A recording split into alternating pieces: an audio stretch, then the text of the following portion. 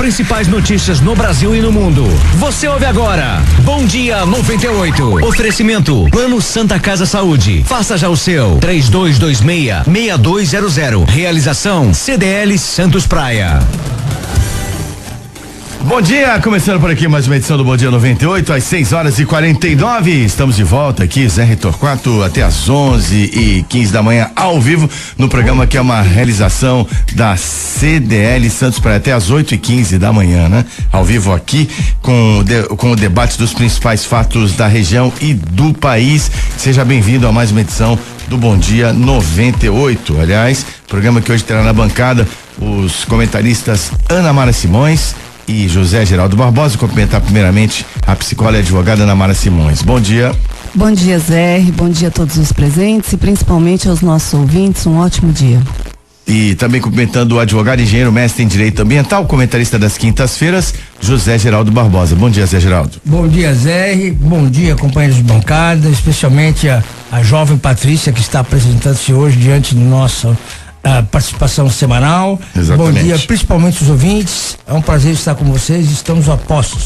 Então, o Zé Geraldo está se referindo à jornalista Patrícia Medina, agora integrando o time de produção do Bom Dia 98, que tem os canais de comunicação à sua disposição. WhatsApp 997829970 e também o telefone 3284-1100, 997829970, WhatsApp, telefone fixo 3284-1100 e também o facebook.com/Bom Dia 98. Curta, participe conosco. Vamos às principais manchetes desta quinta-feira, dia 23 de junho de 2016.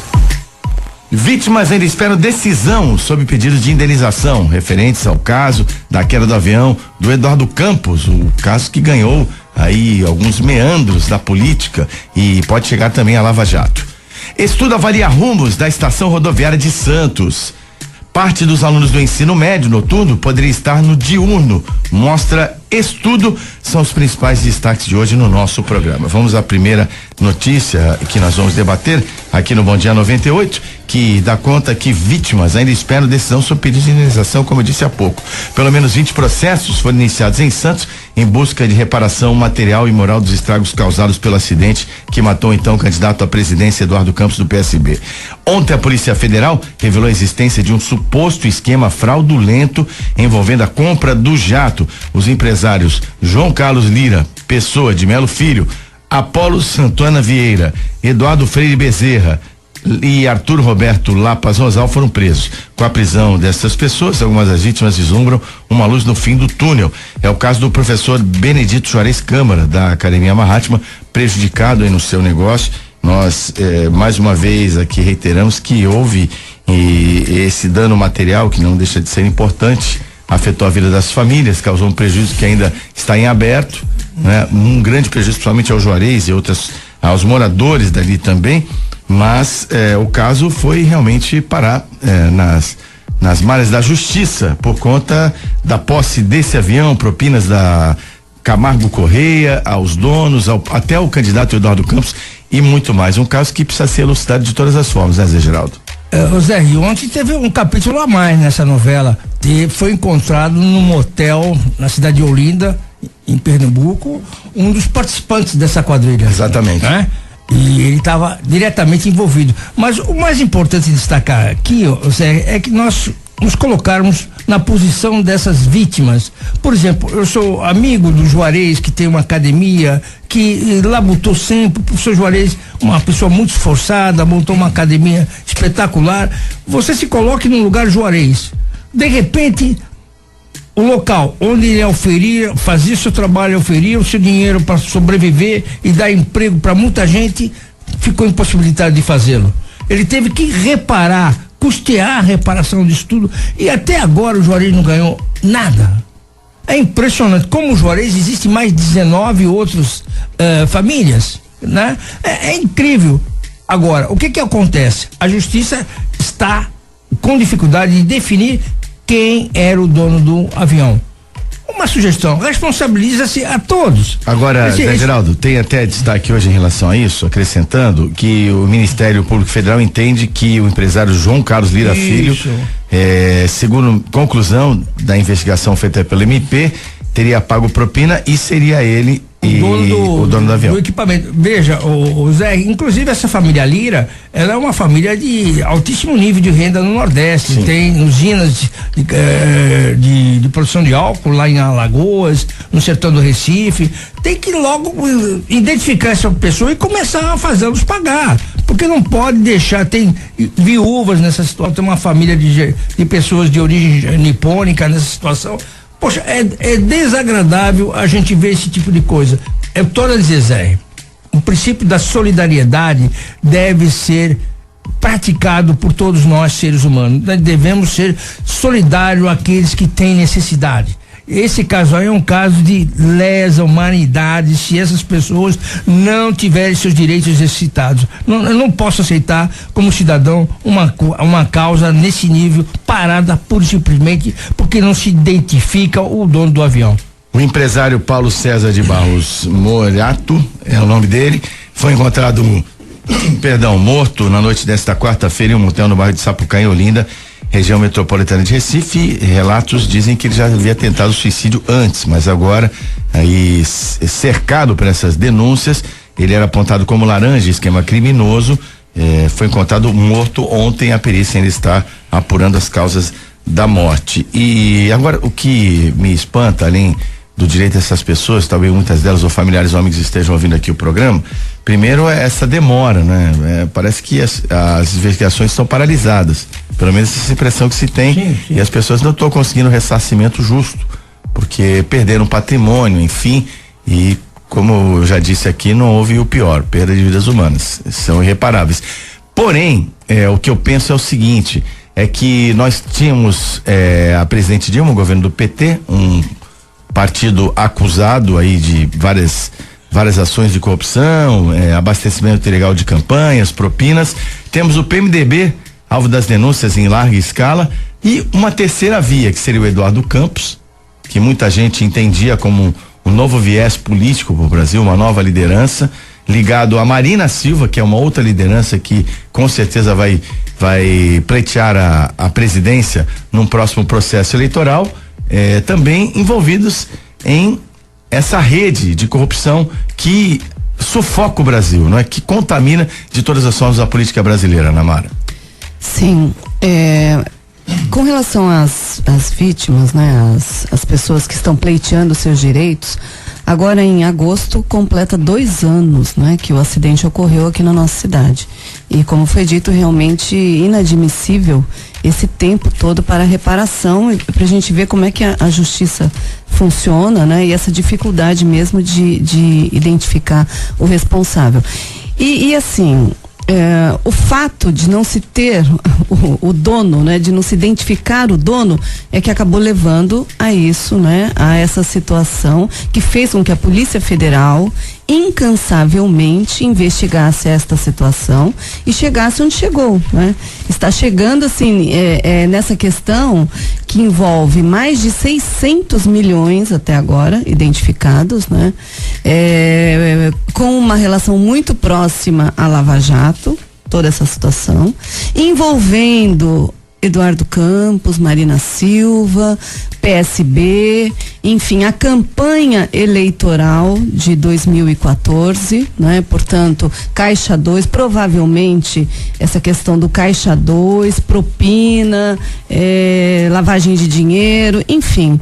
É triste, mas eu acho que é mais uma bomba, né, em cima de todos nós, porque vai ficando difícil, né? O cerco vai se fechando, cada vez a gente tem menos opções, menos perspectivas, né? E essa contaminação, a gente percebe que ela é ampla, absolutamente ampla, e atinge praticamente todos os partidos, né? Então, isso está muito associado ao financiamento de campanhas, a forma como a questão partidária, né? Ela é tratada no nosso país, enfim.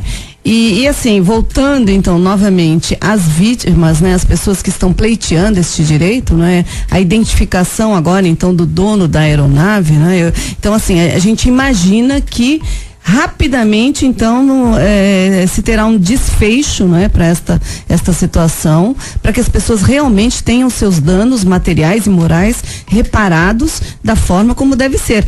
Óbvio que todo o estrago causado, né, por mais que haja essa reparação agora financeira, não vai obviamente retirar, né, todo o dano, o trauma que as pessoas sofreram, enfim. Mas, enfim, como foi dito, uma luz no fim do túnel. O João Lira está preso, né? Como já disse aqui o corpo da matéria. Por favor, Zé Geraldo. Eu queria complementar dentro dessa linha da Ana Mara. Importante, por exemplo, o partido envolvido, o PSB, a candidata a vice-presidente Marina Silva. Por que até agora ela não se pronunciou efetivamente na defesa dos direitos? Estou dizendo direitos, não estou dizendo interesses, dos direitos de serem ressarcidos materialmente e moralmente as vítimas daqui de Santos, as pessoas que habitam aqui na nossa cidade. Por quê? Sabe o que é isso? Não adianta você só querer aparecer na boa, Zé. Você tem que aparecer também no meio das desgraças. É aí que você conhece o estadista. Você não pode conhecer o estadista somente quando o Santos está ganhando do Fluminense. Tem que gostar do Santos também quando ele perde do Linense. É isso que tem que se colocar, Zé. É isso que se tem que colocar, Henrique. Porque é muito bom começar a falar do Santos quando ele ganhou do Fluminense ontem. Agora, quando ele perde do Linense, ninguém fala. Quer dizer, quem deu o pronunciamento da dona Marina Silva, ela é presidencial. Eu acrescento também o pronunciamento do PSB. Sim, que se manifestou timidamente à luz desses fatos novos que ocorreram, aliás. Isso, Zé, volta àquela história nossa. Isso é um comportamento o quê? Antiético. Só quer fazer as coisas quando dá voto positivo. No negativo não quer entrar. Bom, e você pode participar dessa discussão entrando em contato conosco pelo WhatsApp 997829970, telefone 3284-1100, ou então pelo facebook.com/Bom Dia 98. A hora de conferir a situação das balsas e estradas. 71. Balsas e estradas. Travessia Santos Guarujá, 4 balsas em operação neste momento, tempo de espera de 15 minutos em ambos os lados. Travessia Guarujá Bertioga, uma balsa em operação, tempo de espera é de 30 minutos em ambos os lados da travessia. E São Sebastião e Ilhabela com 3 balsas em operação, tempo de espera é de 20 minutos. Sistema Anchieta Migrantes, a Anchieta tem tráfego lento na chegada a São Paulo, do quilômetro 3 ao quilômetro 10, devido ao excesso de veículos. Tempo encoberto, com neblina no trecho da serra e interligação. A visibilidade é parcial, muito cuidado. Se você tiver algo a acrescentar, tá aí circulando pelas rodovias, na balsa, compartilhe a informação conosco no Bom Dia 98, que é uma realização da CDL Santos Praia, Câmara dos Dirigentes Lojistas Santos Praia. E o que volta ao noticiário local, é a questão da estação rodoviária de Santos. O estudo avalia rumos da estação. Há 1 ano e meio, a prefeitura contratou a FIP, Fundação Instituto de Pesquisas Econômicas, para avaliar a viabilidade de uma parceria público-privada visando melhorar a infraestrutura e administrar a rodoviária de Santos.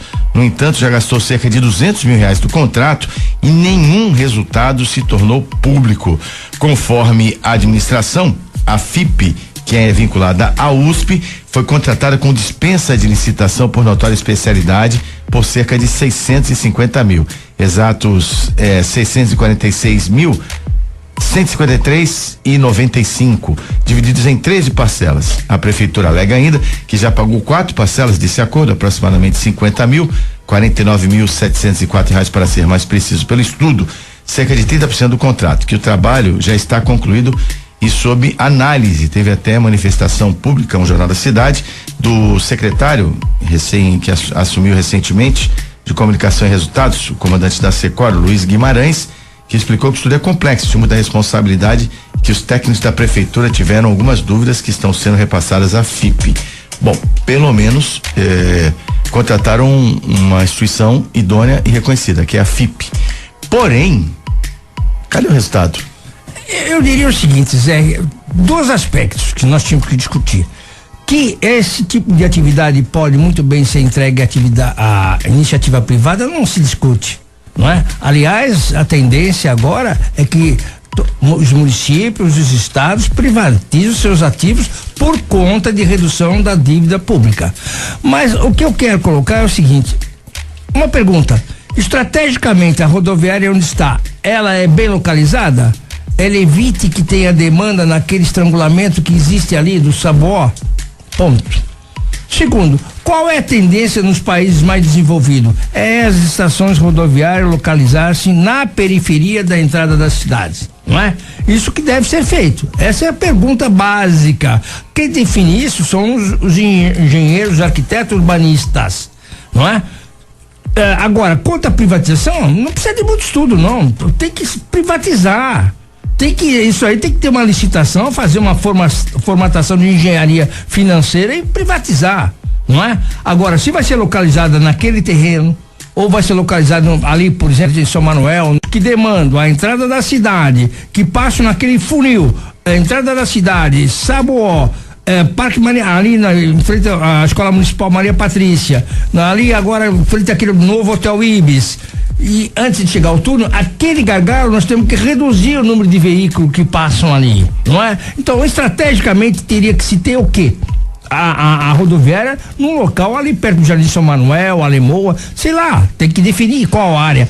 Agora, se for localizada lá ou onde ela está hoje ali no Valongo, tem que privatizar. Esse negócio de pagar estudo para fazer isso aí, sabe, tudo bem, justifica, tecnicamente eles são especialistas, mas se um corpo técnico da Prodesan se existisse, já teria definido isso, ó.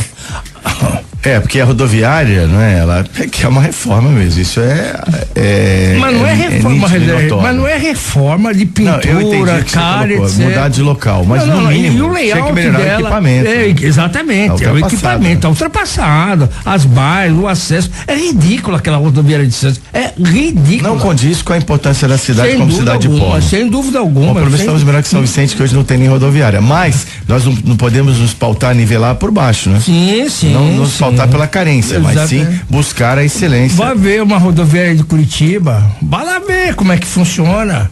Pede lá, seja humilde, vai lá e aprende. Eu não conheço não. Você vai ver.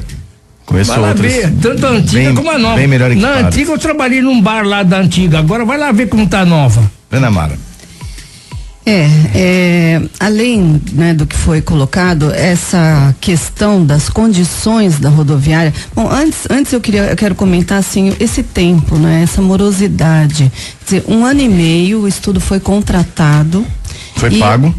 Pago já parte, 30%. Né? 30%, e sequer uma informação é possível ser nada. São coisas que eu que vivi administração pública durante 25 anos, eu não consigo entender, sequer admitir.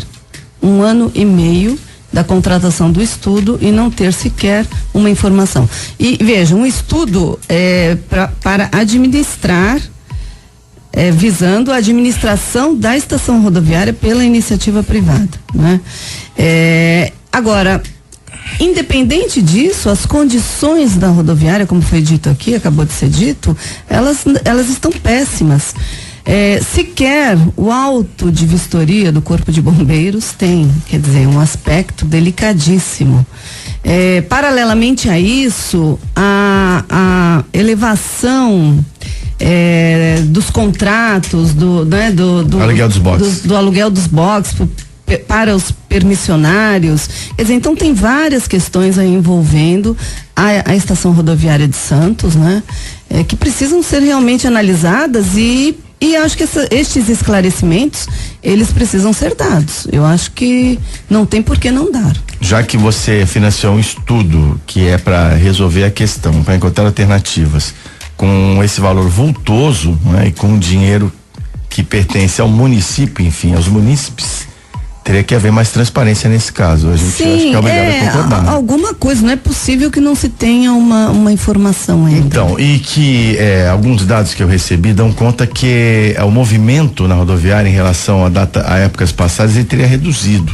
Não sei a fidelidade desses dados, que talvez também inibisse o investimento da iniciativa privada, mas talvez reformulando o equipamento. Isso, é sazonal. Claro, sazonal. É sazonal. Por causa dessa crise, né? Agora, até a gerência de planejamento do Linense resolveria isso.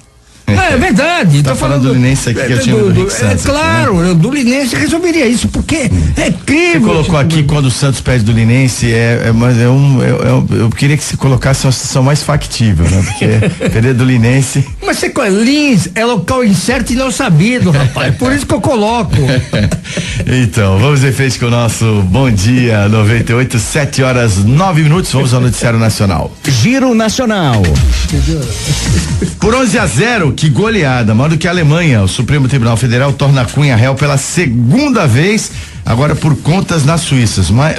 Mais uma decisão. O Eduardo Cunha vai poder pedir música no Fantástico, hein, o Zé Geraldo?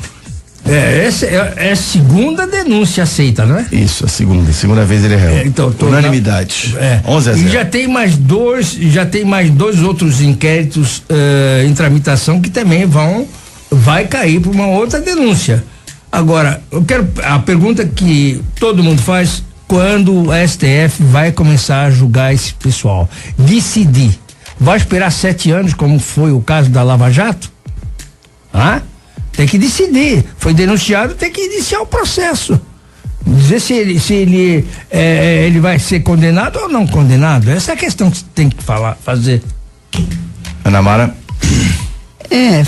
Bom, pelo menos, né, as coisas estão caminhando, né, e assim, já não há dúvida com relação a essa questão de que esses recursos, né, fora do Brasil, eles pertencem de fato a Eduardo Cunha, embora ele ainda insista em dizer que não, quer dizer, é outra coisa também que fica difícil da gente digerir, a cara de pau dele, porque é cara de pau mesmo. Impressiona, ele tem um treinamento e tem uma frieza pessoal que é incomparável. Exatamente. Eu nunca vi, ele não se abala. Ele tem um tom firme, olhando para os jornalistas, olhando para as câmaras, e ele parece convicto da sua própria inocência. Não, é porque na verdade essa história do trust, eu até fui ler um pouquinho a respeito disso, porque essa questão, essa forma de investimento, embora ela ainda não tenha...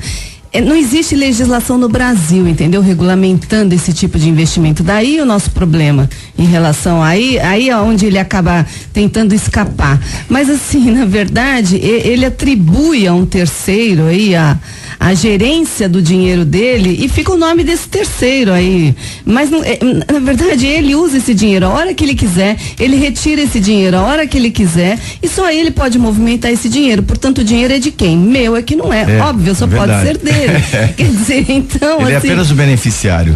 Na verdade, quero fazer confessar, o dinheiro é meu e eu deixei ele utilizar. O Eduardo Cunha é inocente. É uma coisa tão incrível, né? E ele insiste nessa questão de que o dinheiro não é dele. Vai a advogada dele ainda, que eu não sei quanto ela tá ganhando, mas para defender o indefensável, né? Quer dizer, é uma coisa muito estranha.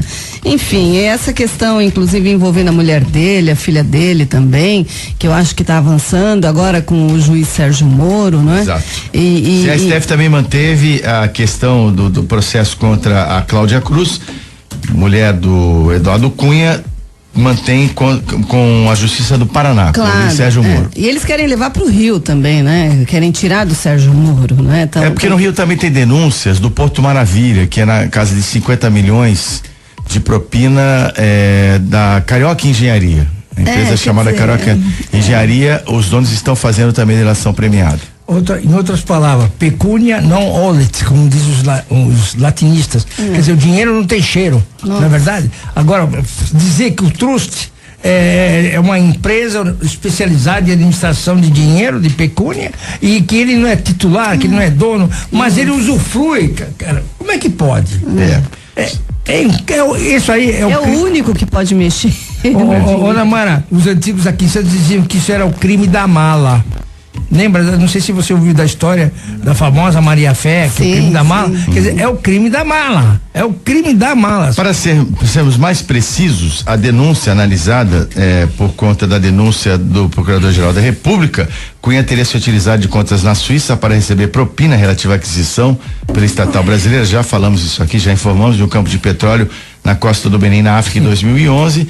por 34 milhões de dólares, foi o valor da compra, né, dessa refinaria no Benin, na África, e todos os negócios conduzidos pelo Jorge Zelada, ex-diretor internacional da Petrobras, que foi indicado por quem? Adivinhe? Eduardo Cunha. Protestos e PSDB na presidência marcam a primeira sessão da CPI da merenda. A Operação Alba Branca investiga, e a CPI da merenda foi instaurada, só que houve protestos, somente do PT e do PSOL e pessoas ligadas a movimentos estudantil, porque o deputado Marcos Zerbini, ele é do PSDB. E agora, por conta desse impasse, desses protestos, eles protelaram para terça-feira a escolha do relator. Mas houve aí realmente um mal-estar pelo PSDB, o partido do governo, investigar a si próprio, né? Ter esse poder da caneta na comissão para investigar o que aconteceu. Zé, eu vejo isso aí de uma maneira muito objetiva. No momento em que você é governo e não quer que a CPI seja instalada, eu acho que você já está assinando um atestado de meia-culpa. Porque se você não tem culpa nenhuma, você diz assim, pode vir a investigação e faça. Né? Não é verdade? Essa não é a postura adequada, eu não sei. Sim. Agora, se você fica protelando, isso dá ensejo a várias informações, a várias conclusões, não é? Sim, inclusive com apenas um representante da oposição, já marcando reunião a portas fechadas também. Quer dizer, eu acho delicado isso, porque já a instalação desta CPI já foi uma polêmica. Já demorou muito. Já foi uma polêmica e acabou ocorrendo por conta da pressão estudantil. Uma vez instalada, meu Deus, abre, qual é o problema? Que realmente se investigue, porque o que está por trás disso é tão abominável, né? Que é o desvio de dinheiro da merenda, é disso que estamos falando. Quer dizer, interessa a todos que isso seja. Realmente essa foi uma construção política para que o partido do governo ele conduzisse a investigação. Ele influiu nesse sentido. E vamos aguardar resultados aí, pelo menos que a opinião pública faça a devida pressão. Nesse caso, eu acho que os protestos eles são justificáveis. Não podemos aqui fazer nenhum juízo de valor, supor, né, que o deputado Marcos Zerbini ele vai atuar no sentido de impedir as investigações. Vamos clarificar mais os conceitos. Ninguém está acusando, ninguém está difamando, nem caluniando ninguém. Não, de maneira nenhuma. O que eu quero dizer é o seguinte: o dinheiro, quando se fala em dinheiro público, se fala em dinheiro do contribuinte. Dinheiro do contribuinte. Transparente não quer dizer transparentes. Não, vamos deixar bem claro, né? Então é dinheiro do contribuinte, Zé, que está se tratando. Então sim, as autoridades que estão constituídas, eleitas pelo povo, têm que dar satisfação ao povo, sem dúvida alguma. E um empresário comete suicídio após demitir mais de 200 funcionários. Luiz Antônio Scossolino, de Rio Claro, foi encontrado morto. Tudo indica que tenha sido suicídio. Ele teve que demitir 223 funcionários da sua indústria, não é? Ele, por conta dessa demissão, ele também passou mal, né? Teve quase que um ataque cardíaco, mas posteriormente foi encontrado morto. Uma história comovente. Um empresário que não lidou com esse drama de... uma fábrica de sofás em Rio Claro, dava emprego para 870 pessoas. Subitamente ele se viu na seguinte situação: não consegue vender aquilo que ele produziu, e tinha encargos trabalhistas, tinha que pagar o pessoal, e se viu na contingência de ter que demitir 223 pessoas, funcionários. É um drama. E aí é um drama, e não tinha recurso para tal. Ele ficou indignado com ele mesmo, com a situação, e cometeu suicídio. Evidentemente, talvez outras, talvez tenha sido... É difícil julgar isso, né? Tem uma questão de ética no jornalismo, isso tem que ser tratado com todo respeito. Nós não estamos com os autos com subsídios, mas ele já está se sentindo muito pressionado mesmo pela situação econômico-financeira, e com certeza tinha um vínculo a mais com a empresa e com os funcionários. Sim, né? Pesou muito o fato da demissão dessas 223 pessoas, que afeta aí 200 famílias no mínimo, ou mais. Sim, eu chamo atenção para, com certeza, o envolvimento emocional, óbvio, né?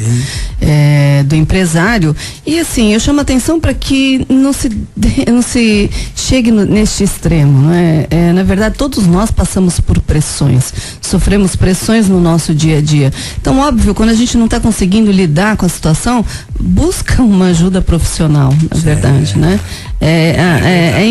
A importância de ter esta consciência, de buscar uma ajuda profissional, porque veja bem, à medida que a gente vai se trabalhando, a gente vai encontrando recursos internos para lidar com essas situações externas, né? Então é importante, eu acho, só chama atenção para isso, né? Do nosso ouvinte, para que realmente cada um de nós, né, ter condições de avaliar o nosso limite, né? Em que momento a gente não está conseguindo dar conta das nossas situações e daí buscar uma ajuda profissional. Ana Mara, em razão disso, nós temos a vida contemporânea muito estressante, né? Sim. Exige muito de todos nós. E além da questão, agora que tem essa questão a possibilidade de desemprego, um risco iminente de desemprego, pressiona muito as pessoas. Sim, você está numa demais. empresa, você vê que as pessoas estão sendo demitidas, você fala, puxa vida, será que vai chegar em mim? Né? Então, hoje, essa busca da ajuda, nós até falamos sobre isso semana passada. Você tem um serviço aí de uma universidade da região que atua nesse sentido, dá amparo psicológico às pessoas? Sim, inclusive 2 ouvintes na semana passada, né, pediram orientação. A Rosana Montserrat, se eu não me engano, estamos devendo para ela uma resposta sobre os equipamentos públicos que nós vamos dar daqui a pouquinho. Isso, e então, a Unisantos, ela tem uma clínica, né, psicológica, e as pessoas podem buscar esta ajuda. Tem o atendimento por parte dos estagiários, embora este atendimento pelos estagiários está sem previsão, mas eles têm um banco formado por profissionais, ex-alunos da universidade, que cobram um preço simbólico, em torno de R$30 pela sessão. Então as pessoas podem ligar para o telefone 3205-5518, repetindo, 3205-5518, das 8 horas da manhã até as 21 horas. E aí ligar, enfim, saber direitinho, fazer um cadastro. Eu quero informar também que eu liguei lá e eles vão estar em férias na primeira quinzena de julho. Então, para as pessoas saberem, né? E aquelas pessoas que precisarem, é uma alternativa. Eu me comprometo a buscar mais informações a respeito de outros locais que ofereçam esse tipo de serviço. Ainda hoje, né, Patrícia, vamos dar uma verificada aos equipamentos, pelo menos aqui da Prefeitura de Santos, de apoio psicossocial e psicológico, para que nós possamos aqui esclarecer e informar os nossos ouvintes. Vamos em frente com o nosso Giro Nacional de Notícias. A próxima notícia é que a inadimplência com cheques cresce e atinge segundo maior nível da história. Em maio, o número de cheques devolvidos por falta de fundos no país atingiu 2,39, segundo maior patamar para o mês desde 1991. O dado foi divulgado hoje pelo indicador Serasa Experian de cheques sem fundos. O maior nível atingido foi em maio de 2009, com 2,52% de cheques devolvidos. Zé Geraldo, desemprego, com certeza, deve ter atuado nesses números. Sem dúvida, Zé, sem dúvida. E eu quero dizer o seguinte, que nós, brasileiros, nós cidadãos, temos que rezar, pedir a Deus que essa nossa equipe econômica que está no poder consiga colocar pelo menos no trilho, não é? O desenvolvimento do país, porque Zé, agora que a gente começa a ver, começa a estudar mais essa questão, por exemplo, da inadimplência dos estados para com a União, 400 bilhões de reais. Só o estado de São Paulo deve 205 bilhões, o Rio de Janeiro 70 bilhões, Minas 50 bilhões. Quer dizer, Zé, sabe o que isso significa? Desperdício e corrupção ao longo de todos esses anos, Zé. E a má gestão pública. Não, eu estou falando isso, desperdício e corrupção. Zé, talvez seja aí a grande oportunidade, tá? Associada a essa nova lei que só vai permitir os gastos de acordo com a variação da inflação. Isso, inflacionário. vai fazer com que aquele gestor, Zé, porque você gerir, você ter capacidade de gestão, o bom gestor se reconhece quando não tem dinheiro. Fazer as coisas sem dinheiro que é a grande sacada, que é o grande elogio. Porque quando tem dinheiro. Buscar alternativas, não, ser criativo na aí questão, tem que ser criativo. Economizar. Inovação tecnológica. Exato. Aí que entra a computadorização, a informática para fazer os controles online. Porque não adianta colocar o computador e se não tomar medidas, não é? Não adianta colocar câmeras se você não tomar decisões. Não adianta você ter os relatórios gerenciais de informática se você não tomar decisão.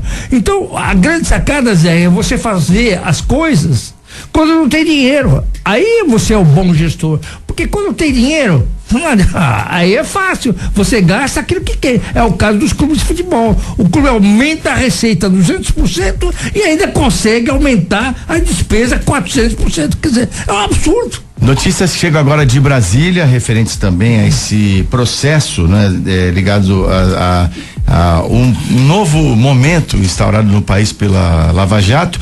Ex-ministro Paulo Bernardo foi preso nesta manhã. Há pouco, agora, o Paulo Bernardo foi preso em desmembramento da 18ª fase da Lava Jato. PF cumpre também mandato de busca na casa da esposa dele, a senadora Gleisi Hoffmann, em Curitiba. Ex-ministro do Planejamento do governo Lula e das Comunicações foi preso em Brasília e não temos mais detalhes sobre se a prisão é preventiva, não é, ou temporária, mas nós elucidaremos no decorrer do programa o Bom Dia 98, confirmando a informação.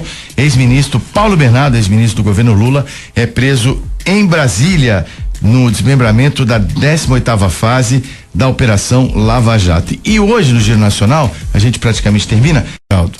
É uma grande decisão, Estão divididos. Estão divididos, mas afeta mais aos imigrantes, né? Porque na realidade, aqueles que querem que a Grã-Bretanha, a Inglaterra se separem da Europa, da União Europeia, é porque está tendo muito acesso dos demais cidadãos europeus, principalmente da Europa Oriental, não é? Da Lituânia, da Ucrânia, poloneses principalmente. Então eles querem restringir, porque esse pessoal tem acesso aos serviços públicos ingleses que são de qualidade, não é? A gente tem que dizer que o transporte público na Inglaterra é espetacular, saúde pública é espetacular, quer dizer, todo mundo tem esse acesso. E os britânicos nativos têm ciumeira em relação a isso, porque vem o dinheiro deles, o dinheiro do contribuinte ser gasto com pessoas. Da cultura britânica também, por ocasião dos Jogos de Londres, sim, uma grande parcela da população londrina era contra por causa dos gastos, sim, que isso iria gerar.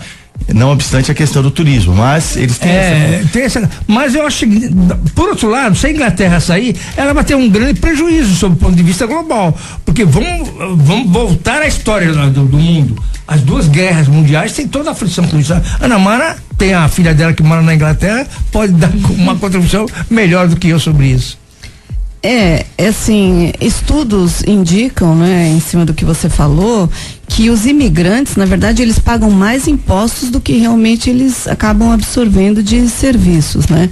Inclusive em relação à mão de obra também, a gente ouviu, assim, comentários de que a saída dos imigrantes vai comprometer também a mão de obra e que não há esse conflito aí tão colocado em relação aos ingleses, né? De que estão perdendo postos de trabalho e assim, tem tantas coisas envolvidas, né? Porque desde essa questão eu estava ouvindo, olha que interessante, o fuso horário, né, deles faz com que eles se comuniquem com todos os países, né, do bloco europeu, de uma forma que eles possam gerir a economia, enfim, e isso tem um significado importante. A questão do futebol também, assim, se o Reino Unido sair, né, da União Europeia, isto vai atingir o futebol também diretamente. Então tem tanta coisa em jogo e assim, me parece que os maiores interessados são as pessoas mais velhas e que os jovens, eles realmente têm interesse em que o Reino Unido permaneça na União Europeia. Agora, Tem esse aspecto. Os idosos, eles me parecem que vão votar, estão mais dispostos a votar do que os jovens. Então, assim, mas tá ali, né? Tá empatado e tá realmente difícil prever o que vai acontecer. A União Europeia com certeza tem muitos problemas. Hoje a França é um pouco mais enfraquecida, buscando reformas trabalhistas e tudo mais, né? Com muitos protestos. Aliás, é uma tônica da Europa, não é? Pela a qualidade de vida os benefícios sociais que as pessoas têm, né? O bem-estar que o Estado proporciona é muito grande, mas muito caro. A Alemanha foi a grande investidora para que se mantivesse unificada a União Europeia. Então, essa discussão vem de longe, mas a vantagem entre os que pretendem continuar na União Europeia e os que pretendem sair é pequena, mas é favorável à permanência. O primeiro-ministro David Cameron fez um alerta pedindo para que os ingleses votem com equilíbrio e responsabilidade, porque ele entende que a saída da União Europeia será danosa para a economia britânica. E tem mais para a Inglaterra, hein? A Escócia, ela é 90% favorável à permanência na União Europeia. E o povo escocês já disse, se a Inglaterra, a Grã-Bretanha, que eles chamam, sair da União Europeia, a Escócia sai fora da Grã-Bretanha e passa a pertencer como país autônomo à União Europeia. Quer dizer, os ingleses estão com um pepino muito grande na mão. E também no futebol, né? Que foram superados do grupo pelo país de Gales. É verdade. Bom, 7h30 no Bom Dia 98, vamos ao intervalo comercial. Então eu vou começar com as mensagens aqui. A primeira delas é da Black Jaw Choperia, 2 ambientes fantásticos para você. A Black Jaw Choperia é uma delícia de lugar. Já tem um estacionamento do Mendes Convention Center gratuito para você que vai à Black Jaw Choperia. Tem aquele chopp com 40 graus negativos, um novo cardápio com várias delícias, surpresas para você, um lugar em que você pode fazer sua reunião de amigos. Eles trabalham com reservas, ar-condicionado perfeito, se bem que com esse frio, né? Mas de qualquer maneira, no frio e no calor, a Black Jaw é agradável e funciona de terça a domingo a partir das 18 horas e de quarta a domingo com música ao vivo, com as melhores bandas da região, drinks e muito mais. A Black Jaw tá pronta para te atender e você ter momentos aí de lazer, aproveitar bastante as suas noites, desde o happy hour até a noitada. Black Jaw Choperia, General Francisco Glicério 207 do Gonzaga, telefone 3228-7570. Bom Dia 98, para e volta já já. Você está ouvindo Bom Dia 98. Oferecimento Plano Santa Casa Saúde. Faça já o seu. 3226-6200. Grande abraço a toda a equipe do Plano de Saúde Santa Casa Saúde, prestigiando aqui o nosso trabalho, o Bom Dia 98, programa jornalístico que vai ao ar aqui na Rádio 98 FM, de segunda a sexta-feira, das 6h45 às 8h15 da manhã, numa realização do setor de comunicação da CDL Santos Praia, Câmara dos Dirigentes Lojistas Santos Praia. E o nosso próximo tema é recorrente aqui no nosso programa. Taxistas pregam uma mobilização contra o Uber, tá em destaque no jornal A Tribuna de hoje, e inclusive com a ação de cidadania, que é o seguinte: dia 24, amanhã, 9 horas, na Santa Casa de Misericórdia, os taxistas vão fazer uma doação coletiva de sangue em protesto contra o transporte clandestino da cidade. Eles falam de uma perda de 30% a 50% no movimento. Claro que não só pela incidência de outras alternativas do transporte que não é regularizado, como o Uber. É uma discussão mundial que vem a Santos também, mas a iniciativa do Sindicato dos Taxistas de Santos, além dessa ação de cidadania, que eu acho que é exemplar, porque nós tivemos aí protestos que não são o ideal, de agressões, depredações de carros, só porque eram pretos, não eram nem sequer do Uber, não é? Em outras cidades, e os taxistas de Santos Sindicato vem com uma ação para chamar a atenção da mídia da melhor maneira possível com a doação coletiva de sangue. O sindicato já está de parabéns. Mas eles reclamam que, apesar de não ser permitido, o Uber está se fortalecendo aqui na cidade, Zé Geraldo. Sem dúvida, está se fortalecendo. Agora também, Zé, por que o Uber está se fortalecendo também? A quantidade de desempregados aqui em Santos é muito grande, porque o sujeito está desempregado, tem que sustentar a família, se coloca no lugar dessa pessoa, como é que fica? Ele vai roubar? Zé, ele está buscando uma atenção. Além disso, Zé, além de tudo isso aí, você tem que ver que o povo está sem dinheiro. Ontem eu vi uma matéria na televisão não sei se vocês viram, a quantidade de idosos que estavam na sede da MTU lá em São Vicente para pegar o cartão integração, porque de repente o cartão dos ônibus para transporte de idoso passou a não valer mais, porque havia integração e só tinha uma pessoa para atender mais de 500 pessoas, Ana Mara. Veja que absurdo. Descaso e falta de planejamento, que já se sabia há muito tempo, tanto assim é que eles prorrogaram mais 45 dias, tal, etc. Quer dizer, um tipo de serviço desrespeitoso ao idoso. As mães, as senhoras diziam assim: eu não tenho dinheiro, eu preciso ir trabalhar, como é que eu faço?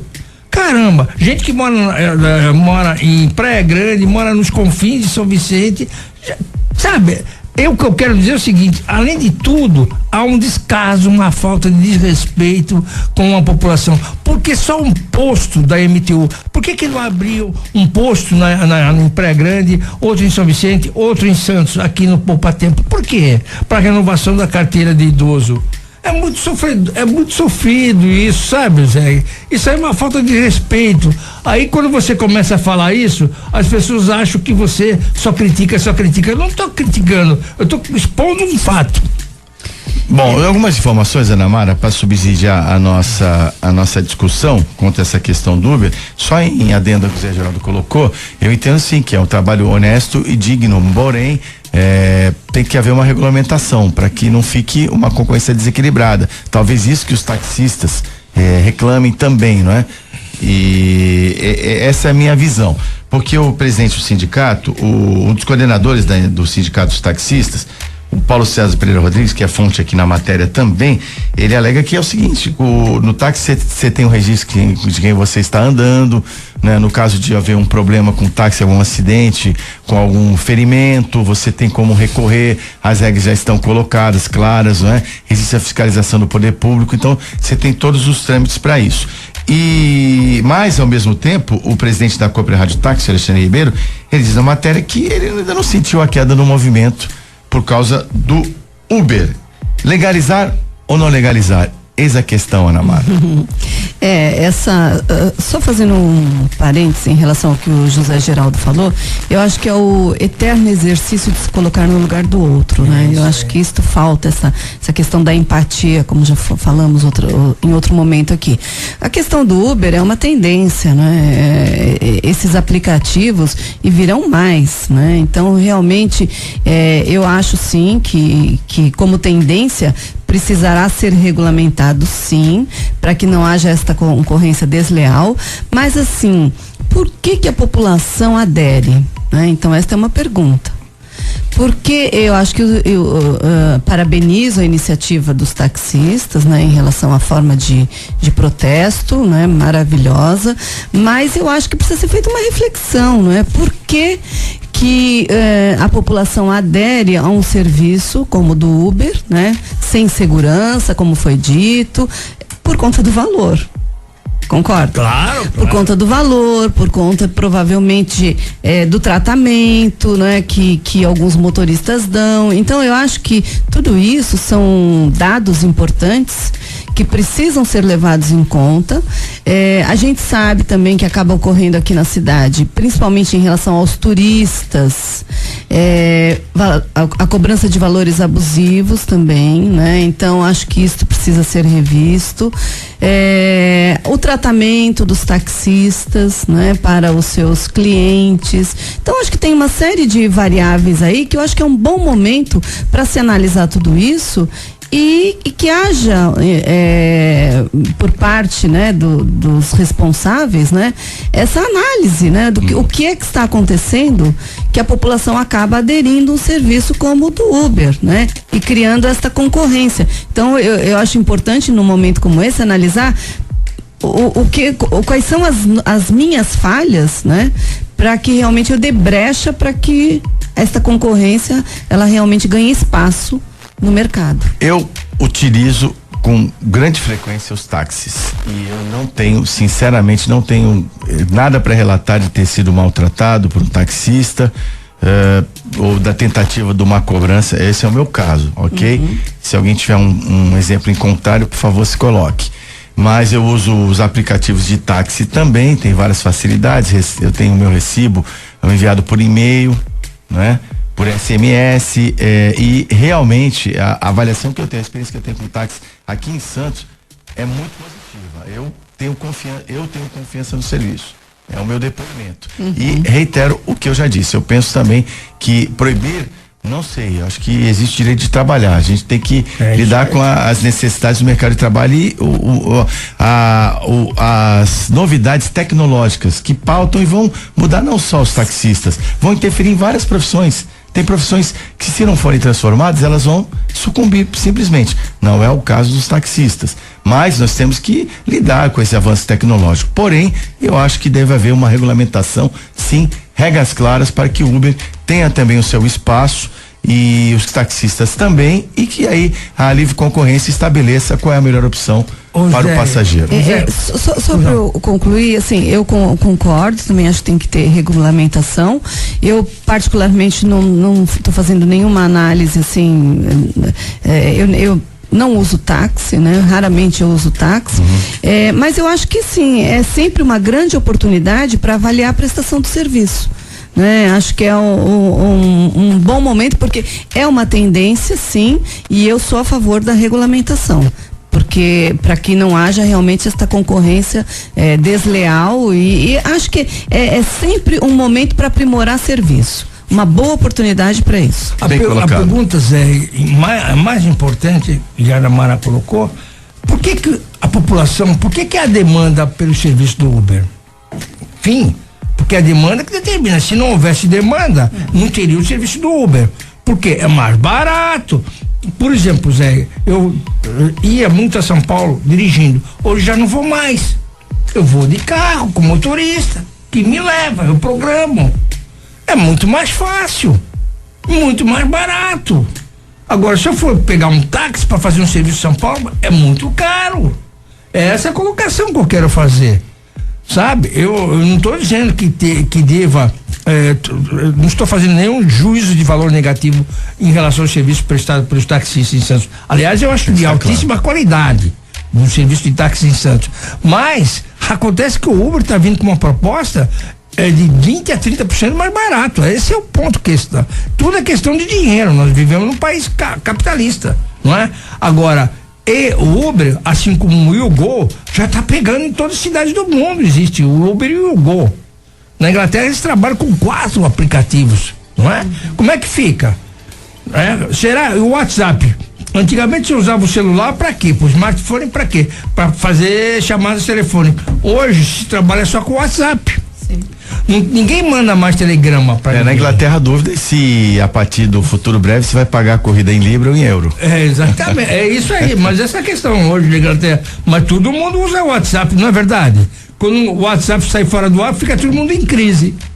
É verdade, como já aconteceu, mas temos aí o Telegram para nos salvar nesses momentos, não é?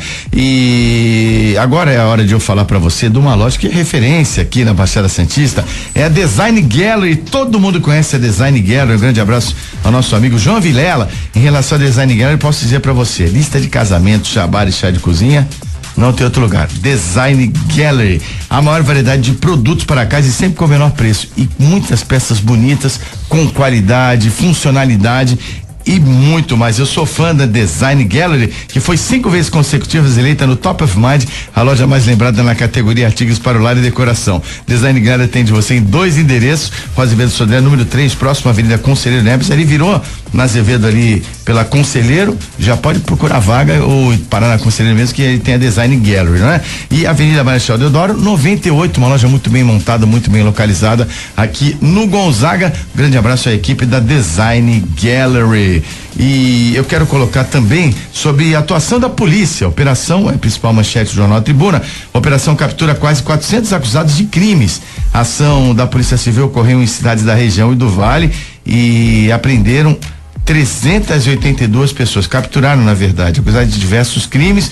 Uma ação para que você inibisse aí a posse de armas, né, o tráfico de armas, de drogas, e sendo que 11 armas de fogo foram apreendidas e quase 17 quilos de drogas. A polícia atuando e também fazendo incursões nas comunidades no entorno do sistema cheio de imigrantes, nos pontos mais sensíveis de violência. O que isso significa? A polícia está agindo preventivamente com inteligência, não é verdade? Exatamente. Elas já sabem quais aqueles cidadãos que potencialmente podem ser miliantes, causadores de atos ilícitos. Já está fazendo a checagem. Isso é uma constante. Parabéns à equipe da Seccional de Santos. Eu acho que é por aí mesmo, né? Claro. Se não tem cadeia para todo mundo, é outro problema, que também tolhe a atuação do Estado. Essa é a verdade. O sistema penitenciário tá totalmente insuficiente para atender a demanda. Em né? termos de engenharia mecânica, a gente chama isso de manutenção preditiva. Você prediz o que pode ocorrer e já está fazendo.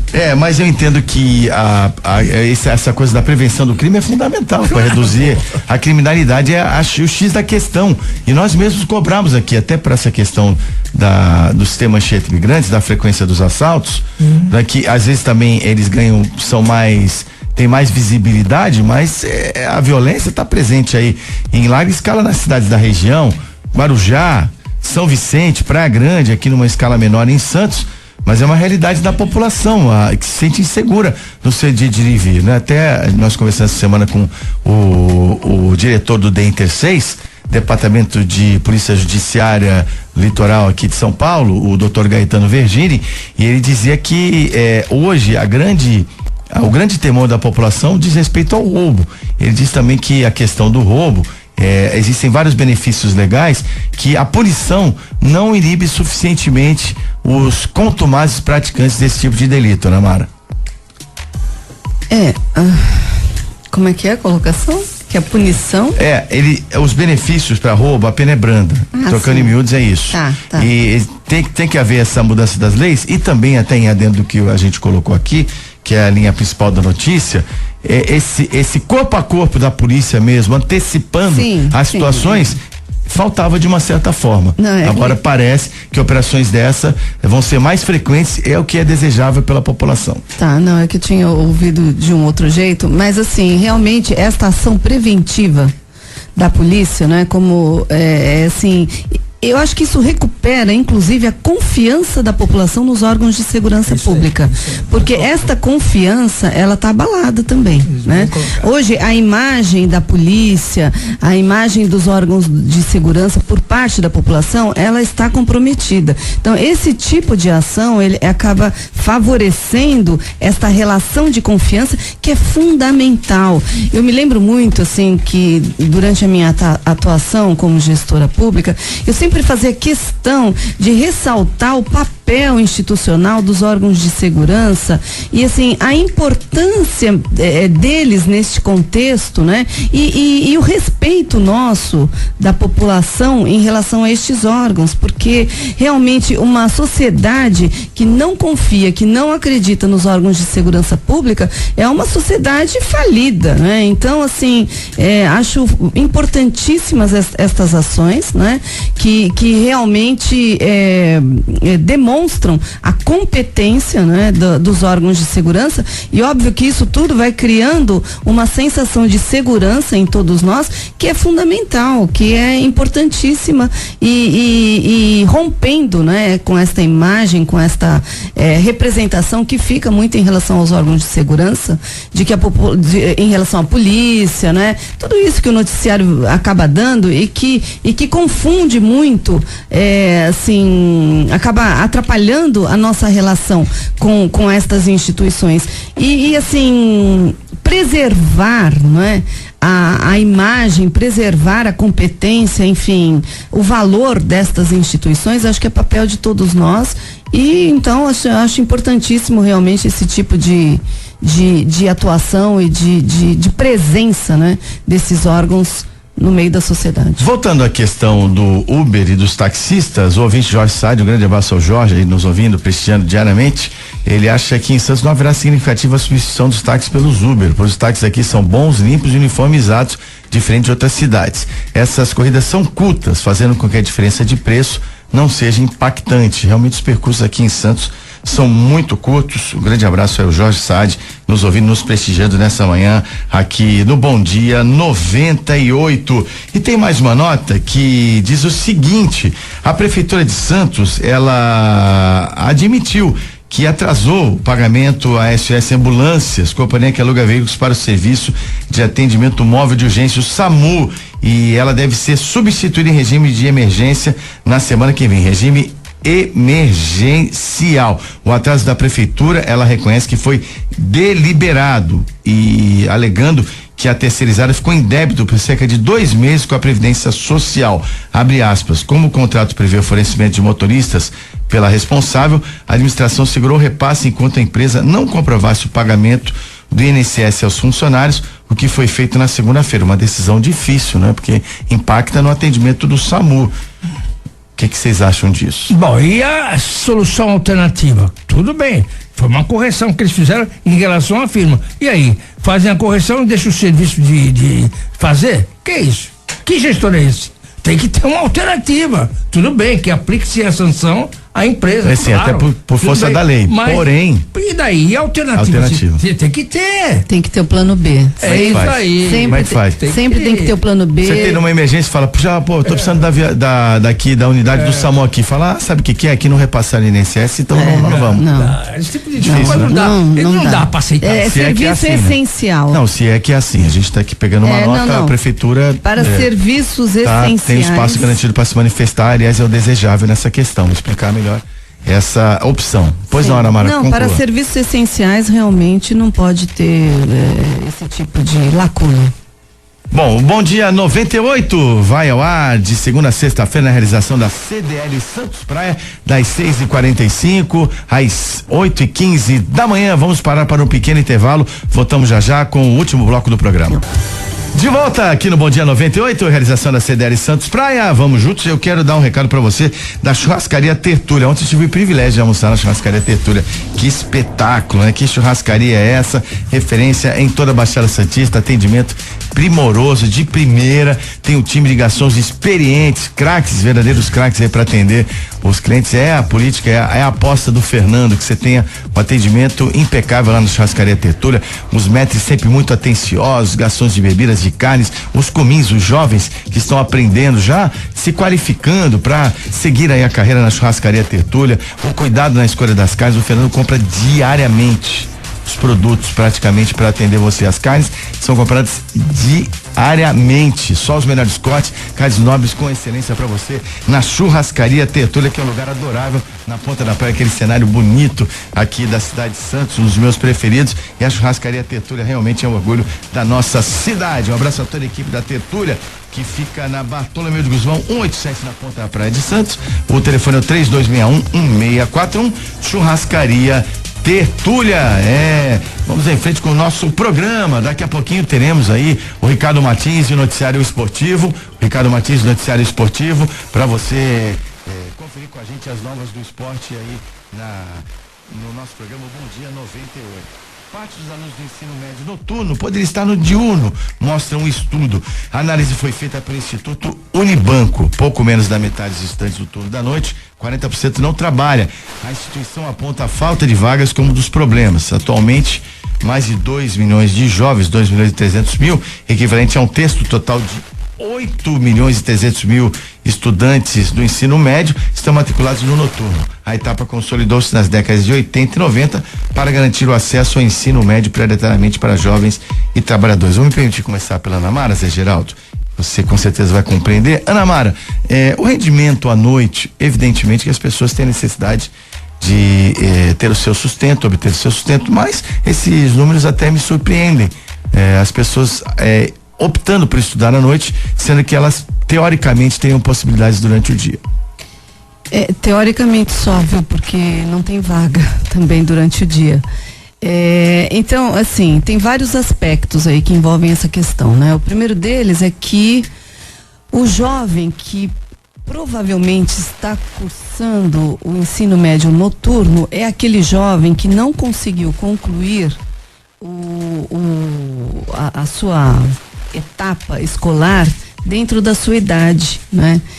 Então isso já chama a atenção para a dificuldade, né, de se cumprir aquela fase de escolaridade dentro da idade correta, né? Então é aquele aluno que por algum motivo acabou saindo da escola, não quis estudar, não pôde estudar, teve problemas, enfim, de N fatores que acabaram fazendo com que ele saísse da escola e voltasse depois com uma idade mais avançada. Então, também tem este aspecto aí que precisa ser analisado, né? Por que o aluno evade? Porque o aluno sai da escola e depois acaba voltando mais velho. Tem essa questão do ensino noturno para aqueles, então, portanto, estes jovens que já estão numa idade mais avançada e precisam trabalhar, então eles vão para o ensino noturno. E tem aqueles que não conseguem vaga no ensino diurno e acabam ficando no ensino noturno. Então tem vários aspectos aí e os estudos demonstram, nem precisa de estudo, que o ensino noturno, a qualidade é inferior. Infelizmente, esta discrepância entre a qualidade do ensino diurno e a qualidade do ensino noturno também é algo que precisa ser tratado e cuidado no nosso país. Não é possível que haja esta discrepância. Claro que tem essa questão do rendimento, óbvio que um jovem que trabalha o dia todo e à noite vai para a escola, o seu rendimento também é inferior. Mas se a qualidade fosse equivalente, isto poderia também acabar ajudando o aluno para que o seu rendimento fosse melhor. Tem tantas variáveis aí neste meio, né? E fora o desemprego, a questão do desemprego. Então tem muitos jovens que provavelmente gostariam de estar trabalhando e não estão conseguindo trabalhar, estão cursando o noturno, mas não estão trabalhando. Enfim, mas eu acho que o que está por trás disso, eu acho o estudo interessante, é chamar essa atenção para a discrepância da qualidade. Inclusive, esta falta de vagas também, porque muitas vezes as escolas, elas são usadas durante o dia para o ensino fundamental e à noite para o ensino médio. Então, há falta de espaços, né, de vagas, concretamente. Então, tem muitas coisas aí que precisam ser analisadas, mas eu acho que o aspecto primordial é que realmente a nossa criança e depois o adolescente, que ele cumpra a sua escolaridade dentro do prazo, dentro da sua idade, né? Ô Zé, é bem simples. Antigamente só estudava à noite quem trabalhava de dia, não é? Era uma preferência, era uma exigência, só tinha acesso à escola pública no período noturno quem trabalhava. Agora não, agora é o contrário. Tem jovem de 15, 16 anos que está fazendo o curso médio, está tudo estudando à noite. Isso eu acho absurdo. O estudo do Instituto Unibanco, ele tem base de dados oficiais do Ministério da Educação. Ele mostra que, ele comprova por estatística essa queda de rendimento, né? Enquanto 73% dos estudantes do diurno nunca foram reprovados, o percentual cai para 54,2% no noturno, e no diurno 93% nunca abandonaram a escola. Noturno, 80% quase abandonaram a escola.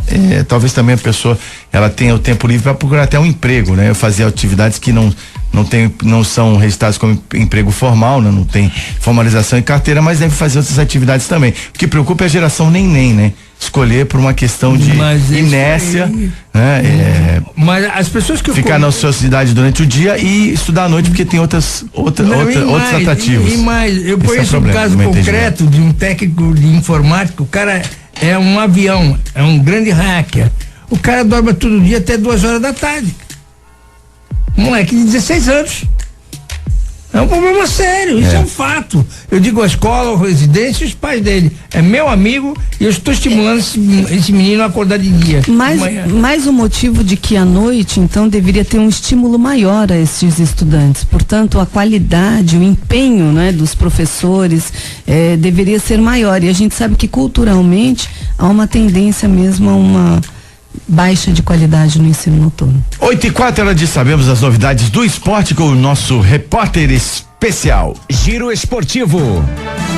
Rodada do Brasileiro, grande atuação do Santos, derrota do Corinthians, mas quem vai falar disso é meu grande amigo Ricardo Martins. Bom dia, Ricardinho.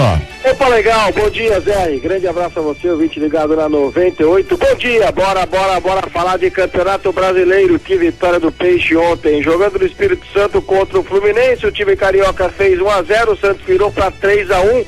2 gols do Gabigol, 1 gol dele, Rodrigão estreando, indo à rede. O Fluminense fez 6-2 e Luiz Felipe de cabeça fez o 4º e último gol do Santos. Vitória importante, o Peixe é o 6º colocado no Campeonato Brasileiro. Tivemos o Corinthians jogando ontem fora de casa e perdendo na estreia do Cristóvão Borges, 2-1 pro Atlético Mineiro. Tivemos também a Ponte Preta de Campinas, que coisa macaca, hein? Jogando em casa, 4-0 pro Cruzeiro. O Palmeiras é o líder do Campeonato Brasileiro. Hoje tem o São Paulo Futebol Clube às 9 da noite em campo contra o Sport no Morumbi. Quem pode encostar no Palmeiras é o Internacional, que joga fora de casa diante da equipe do Coritiba. Agora, sem dúvida alguma, Zé, ouvintes da 98, que grande atuação do Santos ontem no jogo espetacular contra o Fluminense, e centroavante que é bom, centroavante que chega marcando é ótimo. E Rodrigão, em 60 minutos, fez muito mais do que o camaronês Joel desde o começo do ano com a camisa do Santos, um gol importante na vitória do Santos, participando de gols. Que vitória espetacular do Santos fora de casa. Peixe que volta a campo no domingo, 4 da tarde contra o São Paulo no Pacaembu. E olha, Zé, eu gostei do Rodrigão, viu, Zé? Eu também, até tá falando com o Zé Geraldo Barbosa aqui, que é um grande santista, né? O Rick Santos também, né? Estamos com a bancada santista 100% e a Ana Mara Simões, nós gostamos aí, deixou uma ótima impressão o Rodrigão, já fez um gol, e entendo que o Santos no início do jogo, não estava tão bem, o meio de campo do Fluminense envolvia o Santos com alguma frequência, né? Nos primeiros 30 minutos, tanto que tudo bem que o Fluminense achou um gol, mas depois o Santos tomou conta do jogo, botou o Fluminense na roda em alguns momentos do segundo também, poderia ter sido um resultado histórico, Ricardinho. Sem dúvida, aí o garoto de ouro, né, o Gabigol, tem oportunidade, vai à rede. Anderson Moreira, ex-técnico do Santos, desempregado hoje, disse que o Gabigol não jogava nada, não sabe nada o tal do Anderson Moreira. Pro clássico, o Santos deve ter Lucas Lima desde o começo do jogo. O Lucas Lima entrou bem também, vi aquele Lucas Lima que nós estamos habituados a ver. Entrou na segunda etapa, entrou muito bem. E o Vitor Bueno, né? Outro jogador importante que o Santos tem hoje. Sim. Santos reforçando aí o seu grupo, e olha, uma vitória pra lá de importante ontem. E o menino do Corinthians, o zagueiro do Coringão ontem, saiu chorando, o menino da base.